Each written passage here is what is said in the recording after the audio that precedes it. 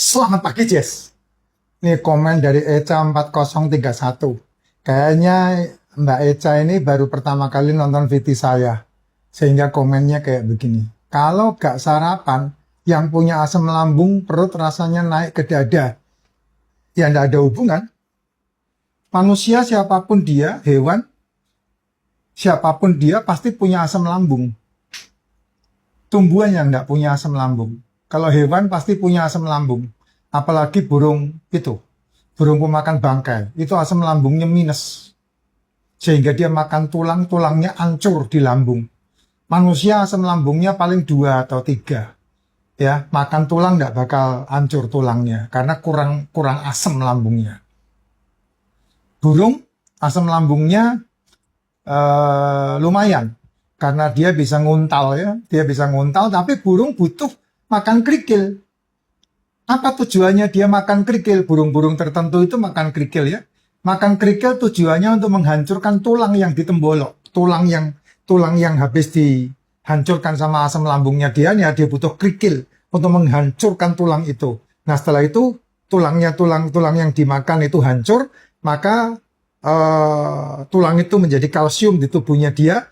Kerikilnya dimuntahkan lagi sama burung-burung tersebut. Ya itu dia. Kamu harus paham dulu asam lambung fungsinya buat apa. Jadi jangan sembarangan ngetik kalau kamu tidak memahami. Kalau kamu tidak punya asam lambung ya kamu bukan manusia. Ya dan kamu pasti tidak bisa mengirim makan yang diolah di lambungmu dan kemudian ujung-ujungnya kamu kena penyakit seumur hidupmu gitu. Contohnya orang-orang yang kena emah. Orang-orang yang kena emah itu bukan karena dia makan, bukan karena dia sarapan. Orang-orang yang kena emah itu bukan masalah karena dia tidak makan, salah. Orang-orang yang kena emah itu karena dia terbiasa memberikan asupan ke dalam tubuhnya di jam-jam yang bukan waktunya untuk dia memberikan asupan, dan yang diasupkan bukan makanan lambung. Jadi salah kaprah ini pemahaman yang udah bertahun-tahun diakui sebagai kebenaran yang kemudian menyesatkan ya kayak begini. Dan banyak dokter yang ngikutin ini. Sehingga kamu dinasihatin pilih mana, sedikit-sedikit makan atau makan sedikit-sedikit untuk menyembuhkan asam lambung. Ya enggak dua-duanya. Kalau kamu punya masalah asam lambung yang dinamakan GERD, kamu punya masalah asam lambung yang dinamakan MAH, kamu dikit-dikit makan, kamu makan dikit-dikit, sudah pasti yang kamu makan itu sampah. Pasti kue, pasti jajan. Nggak ada orang yang dikit-dikit makan, terus makan dikit-dikit, makanannya telur puyuh, nggak ada. Pasti yang dimakan itu roti, pasti yang dimakan itu kue. Pasti yang dimakan itu susu, pasti yang dimakan itu adalah cemilan. Dan itu bukan makananmu untuk menyembuhkan masalah atau menjaga masalah lambung. Itu justru malah menyesatkan asam lambungmu. Setuju boleh, enggak setuju? Boleh. Karena pilihannya kan di hidupmu. Saya kan cuma bisa bacot begini. Kamu turuti puji Tuhan, enggak turutin juga enggak masalah. Enggak akan membuat saya bermasalah dengan emosi apapun, enggak ada. Gitu. Ya, jadi jelas banget itu, ya. Kalau gak sarapan yang punya asam lambung, perut rasanya naik, ya justru karena kamu sarapan itulah, maka kamu akan menambah runyam masalah asam lambungmu.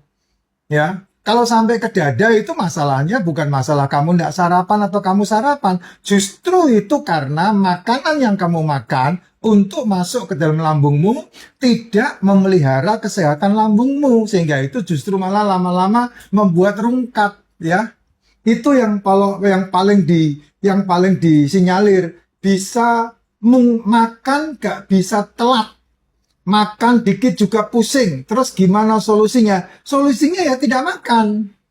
Solusinya tidak makan. Fokusnya bukan ke makan, bro.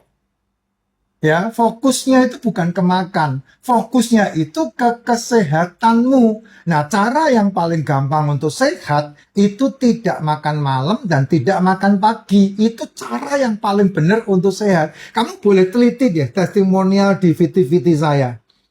Kalau kamu bisa baca di komen-komen yang ada, justru malah banyak banget, ratusan mungkin, ribuan mungkin, orang-orang yang disembuhkan masalah GERD Orang-orang yang disembuhkan masalah dengan mah, mereka justru malah tidak makan. Karena memang cara yang terbaik adalah tidak makan.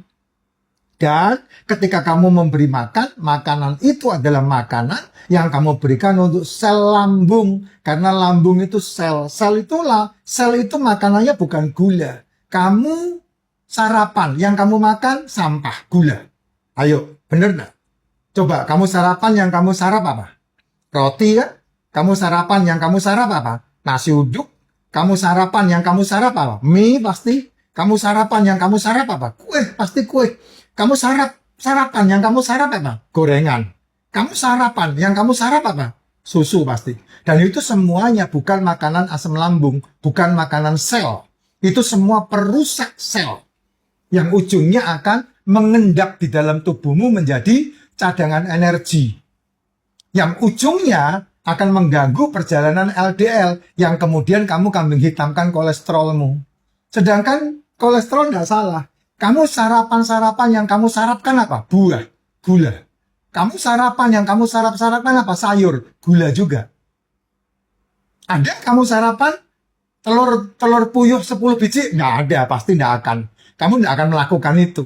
Kamu ada sarapan, terus kemudian kamu makan telur 3-5 butir, nggak akan kamu lakukan itu. Kamu bawa bontotan buat anakmu jalan-jalan, satu kresek gitu isinya mesti tepung-tepungan, kue-kuean, jajan-jajanan. Nggak ada kamu pergi sama anakmu jalan-jalan, satu kresek kamu bawakan bontotan ke anakmu, isinya telur puyuh, nggak ada. Isinya telur penyu, nggak ada. Isinya telur ayam, nggak ada, itu nggak ada. Pasti jajanan. Dan itu semua sumber malapetaka 3-5 tahun yang akan datang menjadi masalah mah. Menjadi masalah lambung. Yang kamu kambing hitamkan, asam lambung. Sedangkan kamu membutuhkan asam lambung untuk menjaga esofagusmu. Esofagus ini kan ini. Dari kerongkongan ini, dari mulut ke kerongkongan sampai ke lambung, sampai ke usus, sampai ke dubur. Pembuangan. Itulah esofagus.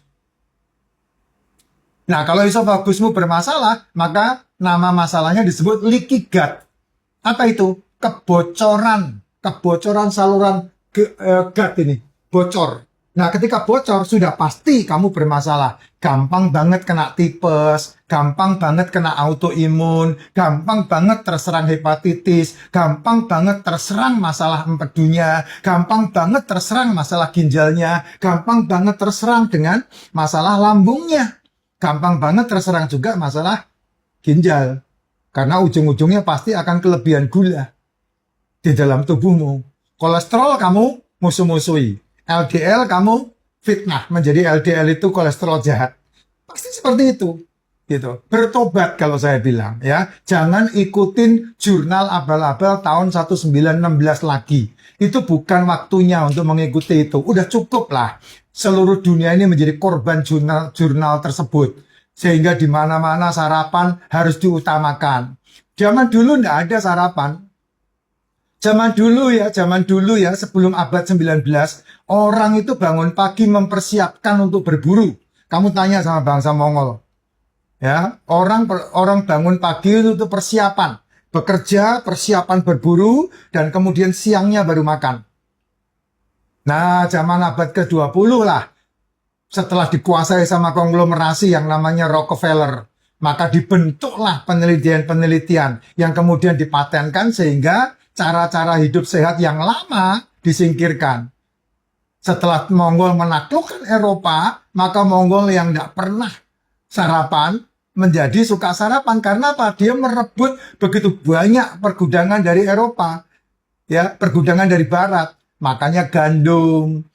Sekarang ini seperti yang kamu buat itu. Pagi-pagi sarapannya apa? Itu cracker itu. Pagi-pagi sarapannya susu-susu itu bukan sarapanmu. Kamu bukan bayi kamu.